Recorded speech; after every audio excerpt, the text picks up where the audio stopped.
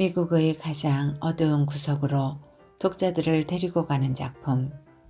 텔레비전 리얼리티 쇼에 열광하는 현대 사회에도 울림을 주는 작품이다. 댄스 마라톤을 하던 그들과 우리는 얼마나 달라져 있는가. 안녕하세요.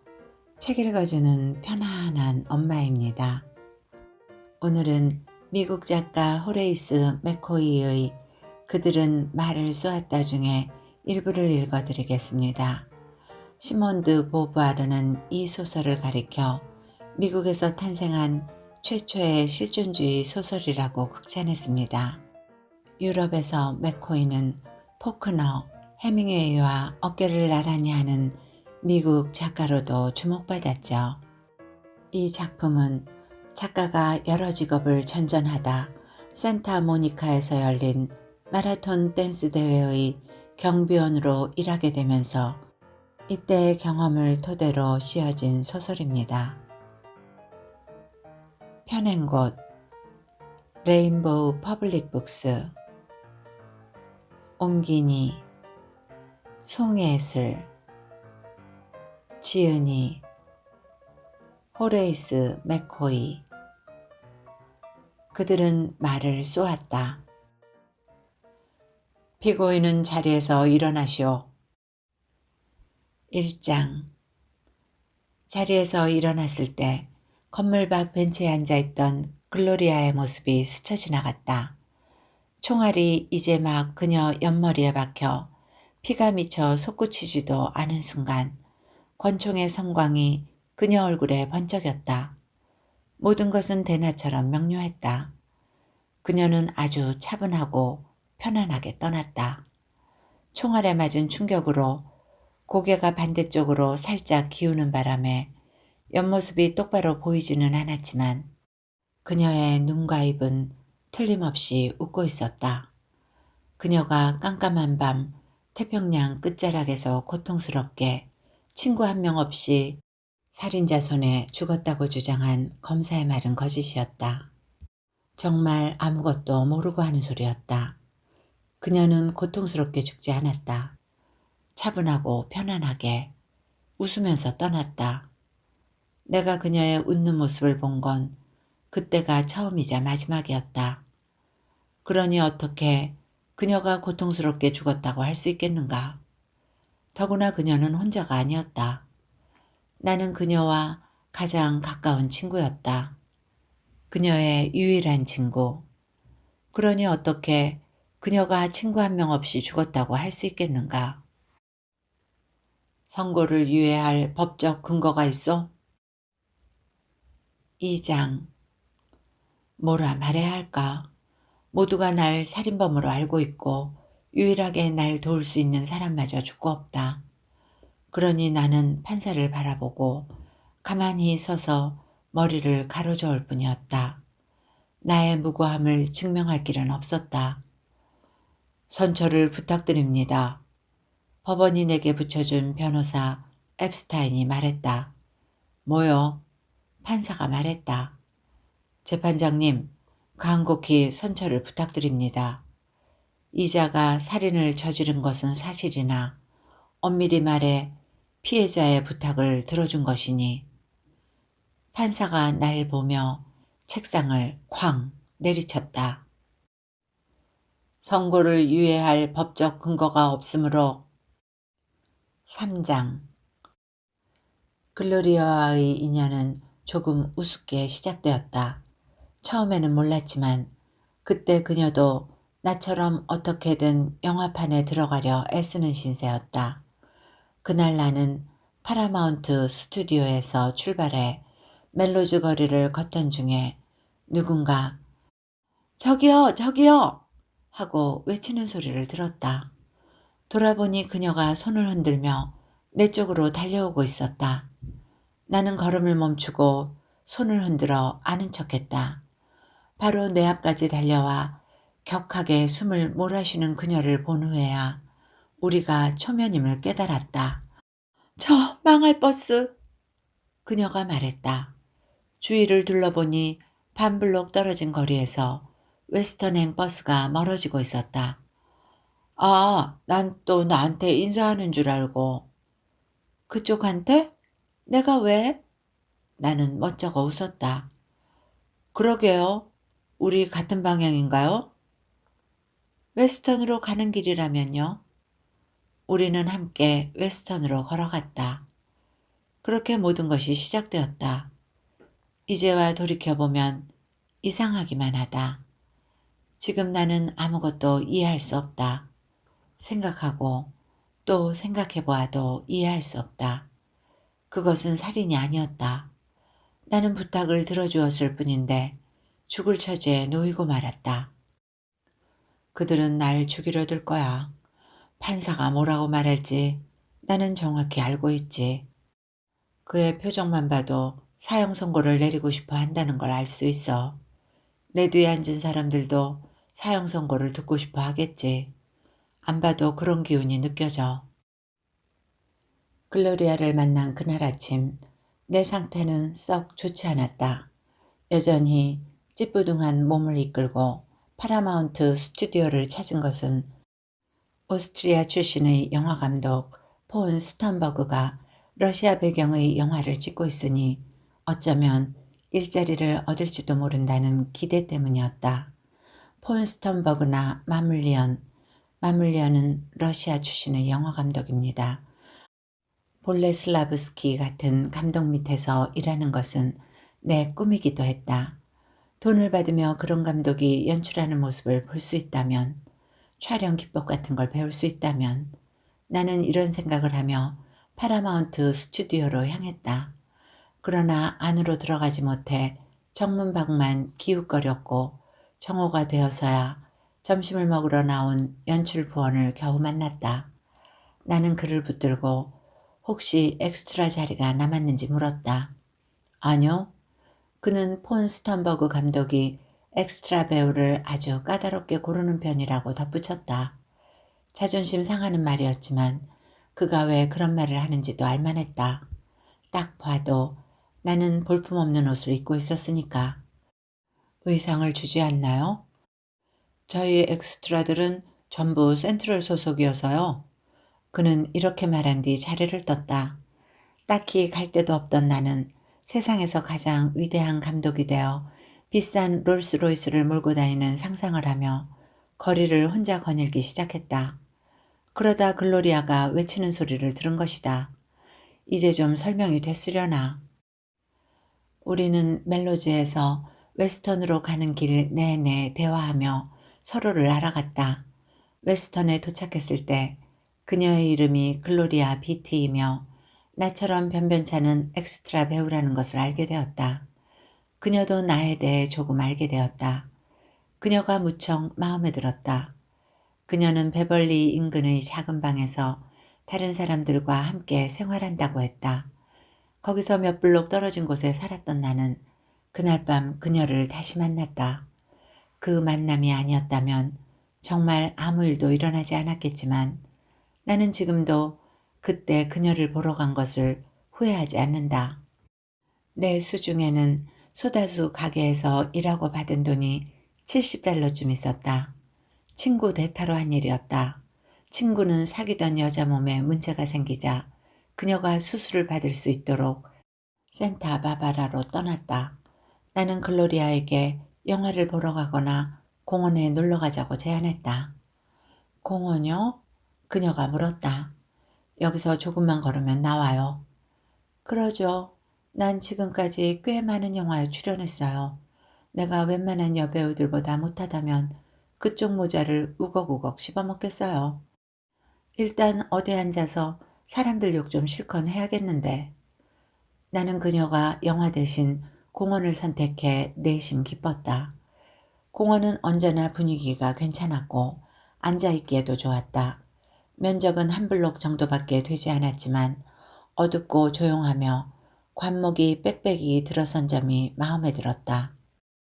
주위에는 10여 미터쯤 되는 야자나무들이 무거운 머리를 이고서 공원을 둘러싸고 있었다. 그래서인지 공원에 들어서면 안전하다는 착각마저 들었다. 이상한 모자를 쓰고 있는 보초병들, 나의 섬을 지키는 나의 보초병들. 공원은 정말로 앉아있기에 좋은 곳이었다. 야자나무 너머로 다닥다닥 붙은 건물이 보였고 두껍고 네모난 공동주택의 윤곽도 보였다. 건물 지붕에 달린 빨간 전광판은 그 위의 하늘을, 그 아래 모든 사물과 사람을 벌겋게 물들였다. 이 모든 것을 없애겠다는 마음으로 자리에 앉아 눈앞 풍경을 뚫어지게 보다 보면 모든 것이 하나 둘 희미해졌다. 그렇게 모든 것을 원하는 만큼 멀리 보내버릴 수 있었다. 이런 데가 있는지 몰랐는데. 내가 좋아하는 곳이에요. 나는 그녀를 위해 외투를 벗어 잔디밭에 깔았다. 일주일에 서너 번은 와요. 정말 좋아하나 보네요. 그녀가 내 외투 위에 앉았다. 할리우드에 온 지는 얼마나 됐어요? 1년 정도요. 참여한 영화만 벌써 4편이에요. 더 많이 찍을 수도 있었는데 센트럴 소속이 아니어서. 나도 마찬가지예요. 센트럴 캐스팅국에 들어가지 못한 배우에게는 기회가 많이 주어지지 않았다. 센트럴 캐스팅국이란 할리우드 영화사들이 모여 설립한 배우 에이전시로서 주연급 배우보다는 엑스트라나 대역 배우를 주로 관리했고, 센트럴 소속 배우들은 고용과 임금 지급을 안정적으로 보장받을 수 있었습니다. 대형 스튜디오들이 센트럴에 연락해 스웨덴 사람 4명, 그리스 사람 6명, 시골뜨기 보헤미안 2명, 우아한 공작부인 6명을 요청하면 센트럴 측이 알아서 어울리는 배우를 섭외했다. 글로리아가 센트럴에 들어가지 못한 이유는 짐작이 갔다. 그녀는 너무 밝은 금발이었고 지나치게 왜소했으며 나이도 들어 보였다. 괜찮은 의상을 입는다면 매력적으로 보이긴 하겠지만 그래도 예쁘단 말을 듣기는 어려울 것 같았다. 뒤를 봐줄 사람은 만났고요. 내가 또 물었다. 이 바닥에서 누가 도움이 될지 어떻게 알고요? 전기기사였던 사람이 어느 날 갑자기 제작자라고 접근하는 동네인데 거물을 만나려면 그 사람 차에 달려드는 수밖에 없을걸요? 그것도 그렇고 남자 스타가 여자 스타보다 도움이 될 사람들인지도 모르겠던데요. 요즘 상황을 보면 남자 덕 좀 보려고 했던 게 괜한 짓이 아니었나 싶어요. 할리우드에는 어쩌다 왔어요? 아, 어쩌다 보니 그렇게 됐어요. 그녀는 조금도 머뭇거리지 않았다. 어쨌든 고향에 있을 때보다는 무조건 나아요. 고향이 어딘지 묻자 그녀가 대답했다. 텍사스요. 웨스트 텍사스. 가봤어요? 아니요. 나는 아칸소 출신이라. 웨스트 텍사스는 지옥이에요. 거기 있을 때는 고몬에서 살았어요. 고모부가 열차 제동수였는데 일주일에 한두 번 얼굴을 봤으려나. 그나마 다행이지. 그녀가 잠시 말을 멈추고 공동주택 위로 뿌옇게 번지는 빨간 불빛을 바라보았다. 그래도 집은 있었네요. 그런 것도 집이라고 하나요? 난 그렇게 생각하네요. 고모부는 퇴근하고 오면 나에게 늘 개수작을 부렸어요. 그러다 고모부가 출근하고 없으면 고모가 사사건건 시비를 걸었고요. 내가 이상한 말이라도 하고 다닐까봐 벌벌 떨었죠. 거참 이상한 사람들이군. 나는 속으로 생각했다.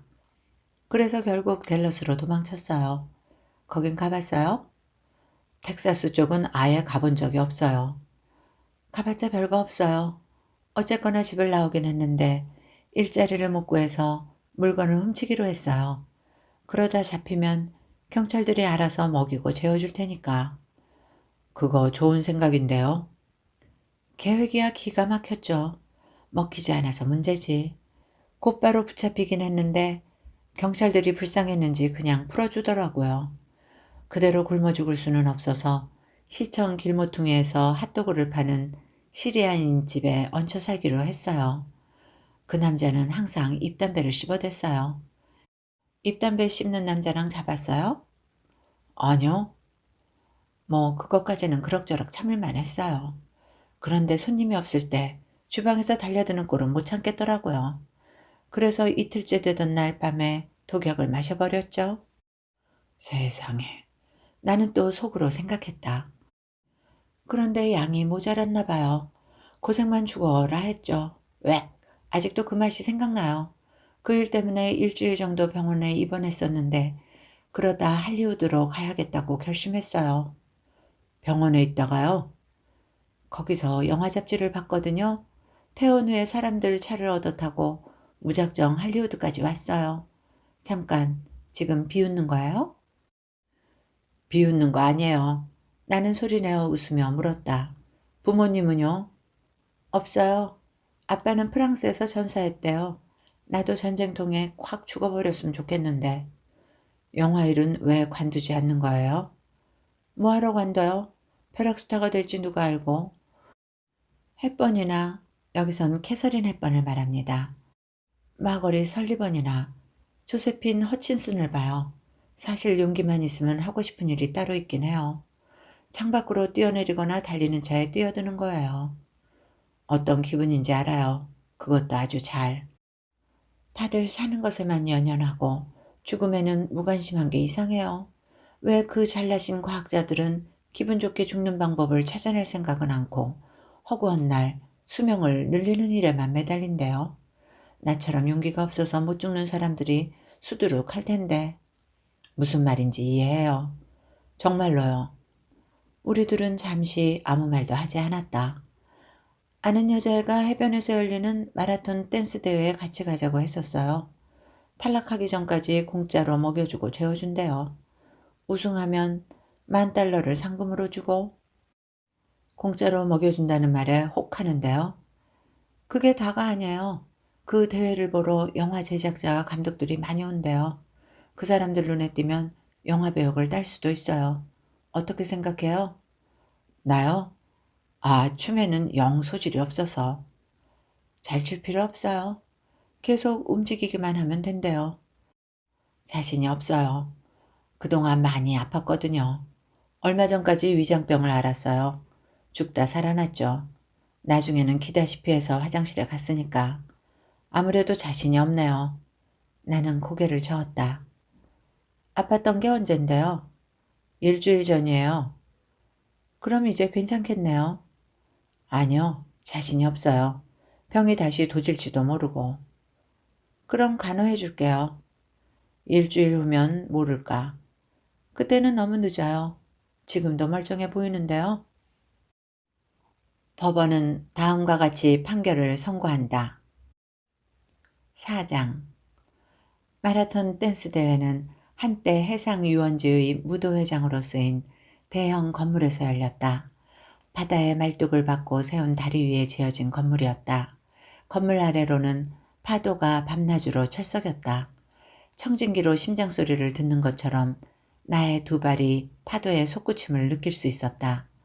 문을 열고 들어가면 폭 9m, 길이 60m쯤 되는 댄스 플로어가 나왔다. 플로어를 둘러싼 세면에 특별 관람석이 자리했고 그 뒤편으로 일반석이 이어졌다. 나머지 한 면에는 악단 무대가 들어섰다.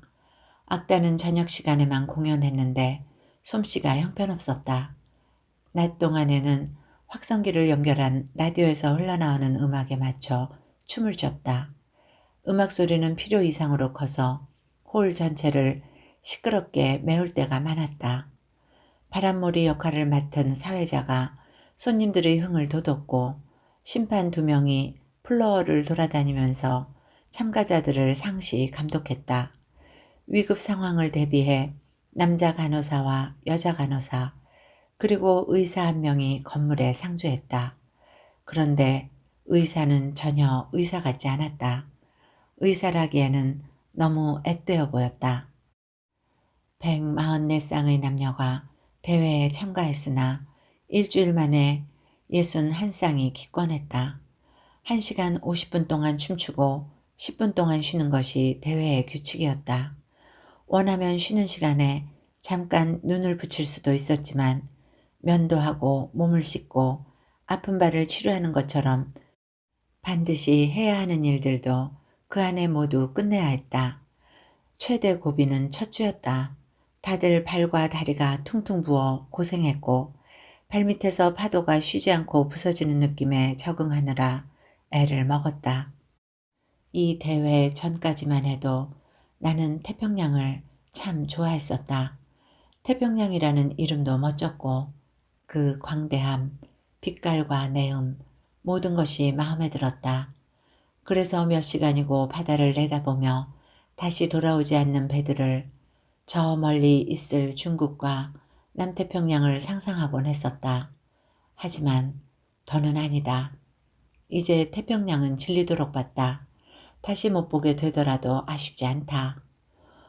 그리고 정말 못 보게 되겠지. 판사의 결정에 달렸어. 글로리아와 나는 대회에 참가해본 사람들에게서 10분의 쉬는 시간을 빈틈없이 사용할 줄 아는 것이 우승 비결이라는 조언을 전해 들었다.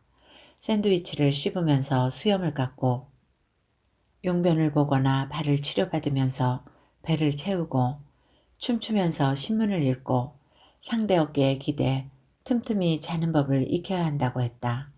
그러나 결국 이러한 요령은 직접 경험하며 터득해야 했다. 글로리아와 내가 처음부터 이렇게 행동하기란 무척 어려웠다. 알고 보니 참가자 절반 정도는 마라톤 댄스를 여러 번 치러본 전문가들이었다. 전국을 돌아다니며 대회에 참가했고 이동할 때는 사람들 차를 공짜로 얻어 타고 다닌다고도 했다. 나머지 절반은 글로리아와 나처럼 아무것도 모르고 온 사람들이었다. 우리는 대회를 치르면서 13호 커플과 가까워졌다. 제임스 베이츠와 루비 베이츠는 펜실베니아 북쪽의 작은 마을에서 온 부부였다. 이번이 8번째로 참가하는 대회였는데 오클라호마 대회에서 1253시간 동안 춤을 춰 우승 상금으로 1만 5천 달러를 받았다고 했다. 어느 대회에서 우승했더라는 커플이 몇몇 더 있긴 했지만 내가 보기에는 제임스와 루비야말로 진정한 우승 후보였다. 물론 대회가 끝나기 전에 루비 뱃속의 아이가 나와버린다면 모를 일이었다. 루비는 출산을 넉 달 정도 남겨두고 있었다. 글로리아는 도대체 뭐가 문제요? 하루는 취침실에서 플로어로 나왔을 때 제임스가 내게 다가와 따지듯 물었다. 아무 문제도 없는데요? 왜 그러시죠? 이렇게 대답했지만 사실 나는 알고 있었다. 요즘 들어 글로리아는 부쩍 기분이 안 좋았다. 내 아내에게 뭐하러 애를 낳느냐고 딴지를 건다더군. 애를 지우라고 했다던데. 왜 그런 말을 하는지 모르겠네요. 나는 대충 얼버무렸다. 아내에게 관심 끄라고 전해주쇼. 호루라기 소리와 함께 누적 216시간째 춤을 추기 시작했을 때 나는 글로리아에게 제임스가 한 말을 전해주었다. 멍청한 놈, 자기가 뭘 안다고? 그녀가 말했다. 자기들이 원한다는데 애를 낳지 말아야 할 이유가 어딨어요? 그 사람들 사정이죠. 괜히 제임스 심기를 건드리지 말아요. 이런 대회에 많이 다녀봤고 우리에게 조언도 해줬잖아요. 그런 사람이랑 사이가 틀어져서 좋을 게 뭐가 있어요? 그런 여자가 애를 낳으려 하다니 부끄러운 줄 알아야지. 키울 돈도 없으면서 뭐하러 애를 낳아요? 돈이 없는지 어떻게 알아요? 돈이 있으면 여기서 이러고 있겠어요? 이게 문제라니까. 다들 애를 낳으려 하니까. 아, 다들 그런 건 아닌데요. 내 말은 그런 사람들이 아주 많다고요. 당신도 태어나지 않았으면 더 좋았을걸요? 아닐지도 모르죠. 지금 상태는 어때요? 나는 그녀가 괴로운 생각에 더 깊이 빠지지 않게 말을 돌렸다. 늘 엉망이죠. 시간 참 더럽게 안 가네. 무대 한쪽에는 2500시간까지 잴 수 있는 시계의 분침이 216시를 가리키고 있었다. 그 위에는 누적시간 216, 남은 커플 83이라고 적힌 간판이 있었다. 다리는 괜찮아요? 그녀가 내게 물었다. 아직도 힘이 잘 안 들어가요. 위장병이 참 지독한 놈이네요. 어떤 여자들 말로는 우승하려면 2000시간을 버텨야 한대요. 그럼 곤란한데 그렇게까지 오래 버틸 자신이 없어요. 나는 신발이 말썽이에요. 얼른 후원사를 못 구하면 조만간 맨발로 다니게 생겼어요. 후원사가 생기면 회사 이름이나 제품을 홍보하는 스웨터를 입어야 하는데 그 대가로 필수품을 받을 수 있었다. 제임스와 루비가 춤추며 우리 쪽으로 다가왔다. 말했소? 제임스가 내게 눈짓하며 물었다. 나는 고개를 가로저었다. 잠깐, 지금 내 뒤에서 무슨 얘기하는 거예요? 제임스와 루비가 다시 멀어지려는 참에 글로리아가 껴들었다. 내 아내에게 관심 좀 끄라고 하쇼. 제임스는 이번에도 나만 쳐다보며 말했다. 나는 발끈에 입을 달싹이는 글로리아를 데리고 얼른 다른 곳으로 움직였다. 소란을 피우고 싶지 않았다. 나쁜 새끼. 글로리아가 욕을 내뱉었다. 저 사람 무지 화가 났네요. 이제 어쩌죠? 어쩌긴요. 가서 한마디 해줘야지. 글로리아, 제발 우리 할 일이나 신경 쓰면 안 될까요? 거기 말 조심하게. 누군가의 목소리가 들렸다. 심판 롤로 피터스였다. 뭐래? 글로리아가 대꾸했다. 두 발의 파도에 솟구침이 전해지듯 손가락 사이로 그녀의 등 근육이 실룩거리는 게 느껴졌다. 성질 좀 죽이지. 관람석까지 다 들리겠어. 여기가 술집인 줄 알아? 롤로가 쏘아붙였다. 술집이면 좋게요. 됐어. 그만합시다. 나는 그녀를 말렸다. 경고했을 텐데 내 입에서 똑같은 말 2번 나오게 하지 말라고. 손님들 귀에 들어가면 안 좋으니까. 손님이요? 여기 손님이 얼마나 된다고? 글로리아가 빈정거렸다. 계속 이랬다가는 정말 곤란해질 걸세. 롤러가 나를 노려보며 경고했다. 알겠습니다. 알아들었어요. 롤러가 호루라기를 불어 참가자들을 멈추게 했다. 어떤 참가자들은 탈락하지 않을 정도로만 살살 움직이고 있었다. 여기부터 본문 12장까지는 댄스 마라톤 대회에서 네 커플이 올라갈 때까지 일어난 소동과 살인사건 등을 통해 파리하고 암담한 그 시대의 미국인들의 삶을 비추어 보여주고 있습니다.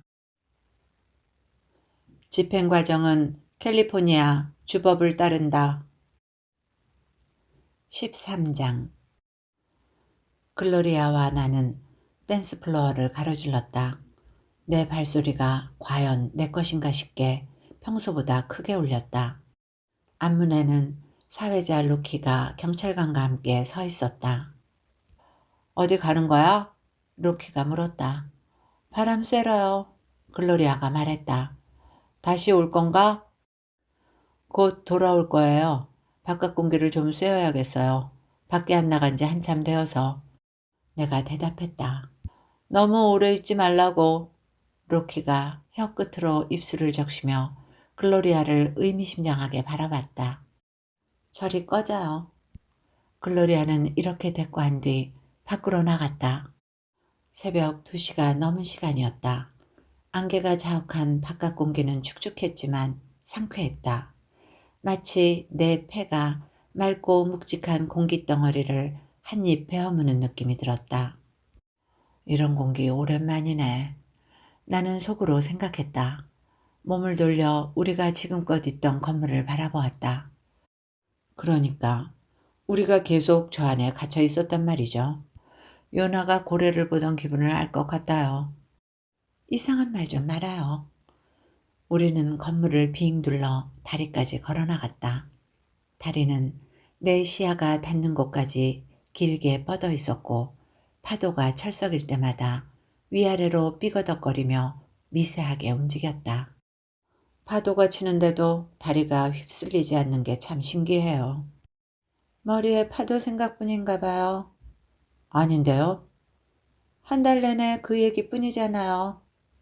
가만히 서 있으면 내 말을 이해할 거려?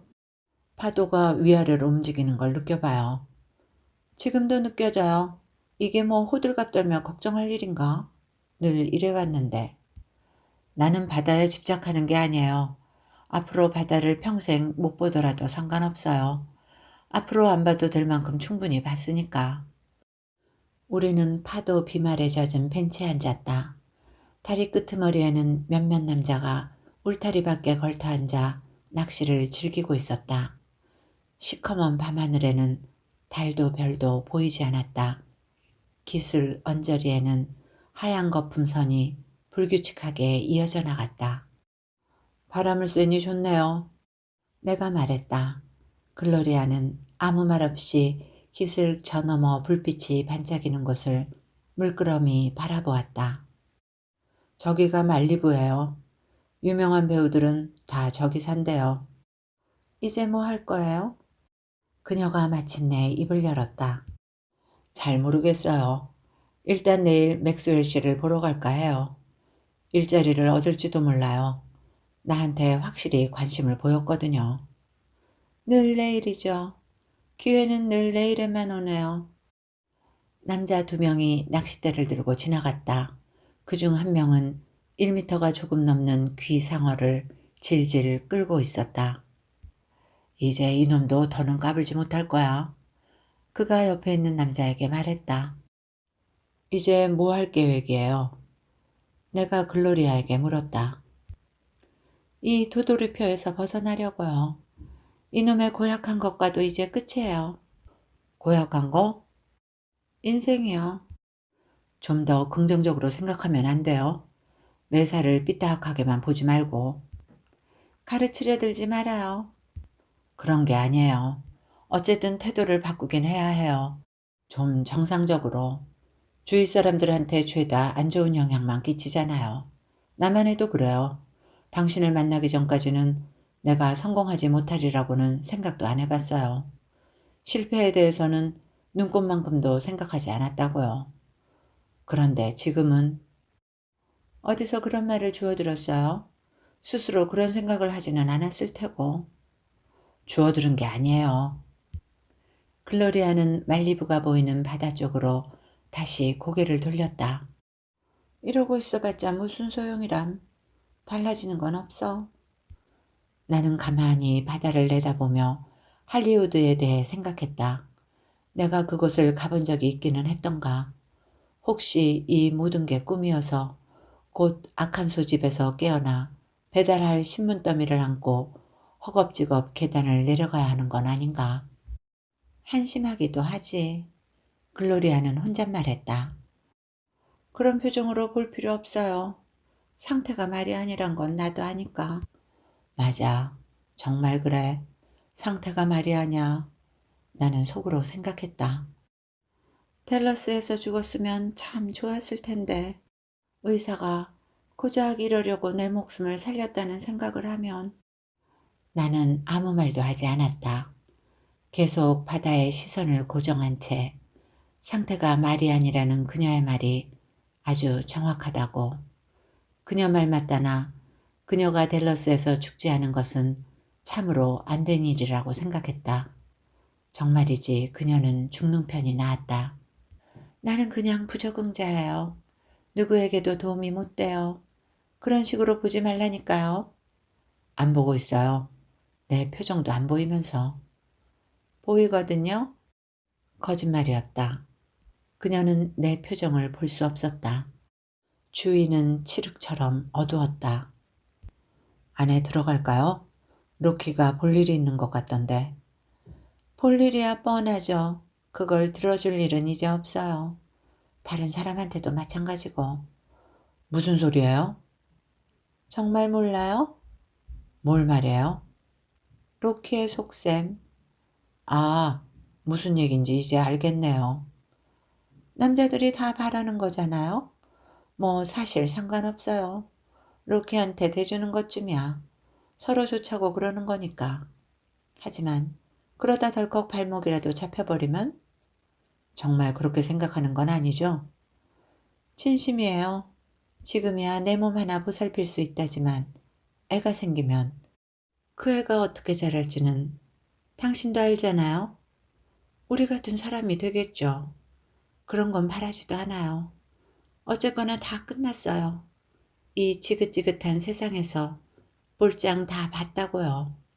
나도 다른 사람들도 다 죽어버렸으면 좋겠어요.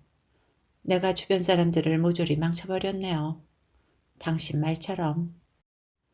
내가 언제 그렇게 말했어요. 조금 전에 그랬잖아요. 날 만나기 전까지는 실패에 대해 생각해 본 적도 없다고. 사실 내 잘못도 아니에요. 나도 어쩔 수 없는 거려. 한번 죽으려고 했다가 실패한 후로는 다시 시도할 용기가 나질 않네요. 그래서 말인데, 내 부탁 좀 들어줄래요? 나는 아무 말 없이 말뚝에 부딪히는 파도 소리와 위아래로 흔들리는 다리의 움직임을 느끼면서 그녀의 말이 전부 옳다는 생각을 했다. 글로리아가 가방에서 뭔가를 주섬주섬 꺼냈다. 그녀 손에는 작은 권총이 들려 있었다. 처음 보는 총이었지만 놀랍지 않았다. 조금도 놀랍지 않았다. 여기. 그녀가 내게 총을 건넸다. 싫어요. 저기로 치워요. 얼른 들어가죠. 쌀쌀하네요. 이걸로 제발 쏴줘요. 글로리아가 내 손에 억지로 총을 들렸다. 쏴요. 이 고통을 끝낼 방법은 이것뿐이에요. 맞는 말이야. 그녀의 고통을 끝낼 방법은 이것뿐이야. 아칸소에 살던 어린 시절, 여름이 되면 늘 할아버지 농장에 갔었다. 하루는 아궁이 옆에서 할머니가 커다란 주전자에 잿물을 끓이는 걸 보고 있었는데 할아버지가 들판을 가로질러 헐레벌떡 다가오더니 말했다. 넬리 다리가 부러졌어. 할머니와 나는 울타리를 넘어 할아버지가 밭을 갈던 들판에 들어섰다. 쟁기에 묶인 넬리가 땅에 누워 낑낑대고 있었다. 우리는 그놈을 보기만 했다. 그저 보기만. 할아버지가 남북전쟁 당시에 썼던 총을 들고 왔다. 이놈이 구멍에 발을 헛디뎌서 그만. 할아버지는 넬리의 머리를 쓰다듬으며 이렇게 말했다. 할머니가 내 고개를 다른 쪽으로 돌렸고 나는 울음을 터뜨렸다. 그리고 총소리가 들렸다. 그 소리는 아직도 내 귀에 생생하다. 넬리에게 달려가 그놈의 목덜미를 꼭 안아주었다. 그놈을 많이 아꼈다. 그래서 할아버지가 미웠다. 나는 일어나 주먹으로 할아버지 다리를 쳐버렸다. 이날 밤 할아버지는 자신도 넬리를 많이 아꼈지만 총을 쏠 수밖에 없었다고 내게 얘기해 주었다. 그놈을 위해서 그런 거야. 가망이 없었으니까. 고통을 끝내려면 그 방법밖에 없었으니까. 총은 내 손 안에 쥐어져 있었다. 알았어요. 준비되면 말해요. 준비됐어요. 어디를 쏠까요? 여기 관자놀이에다가. 큰 파도가 부서지면서 다리가 넘실거렸다. 지금요? 지금. 나는 총을 쐈다. 다리가 또 한 번 넘실거렸다. 파도가 물을 빨아들이는 소리와 함께 저 멀리 밀려나갔다. 나는 바다에 총을 던졌다. 운전석에 앉은 경찰관이 차를 몰고 나는 다른 경찰관과 함께 뒷좌석에 앉았다. 차는 사이렌을 울리며 도로를 질주했다. 마라톤 댄스 대회에서 우리를 깨울 때 울리던 그 소리와 똑같았다. 왜 그 여자를 죽였어? 옆에 앉은 경찰관이 물었다. 내게 부탁해서요. 이놈 말 들었어, 벤? 참 친절한 새끼네. 벤이 어깨너머로 힐끔거리며 말했다. 그게 다라고? 옆에 앉은 경찰관이 다시 물었다. 사람들은 말을 쏘잖아요. 안 그래요? 죄인의 영혼에 신의 자비가 내리길. 이야기는 여기까지입니다. 작가가 LA 댄스 마라톤 대회에서 목도한 출구 없는 젊은이들의 암담한 삶, 어떻게 들으셨는지요? 조금은 의미 있는 시간이 되었기를 바라며 오늘도 건강하고 행복하세요.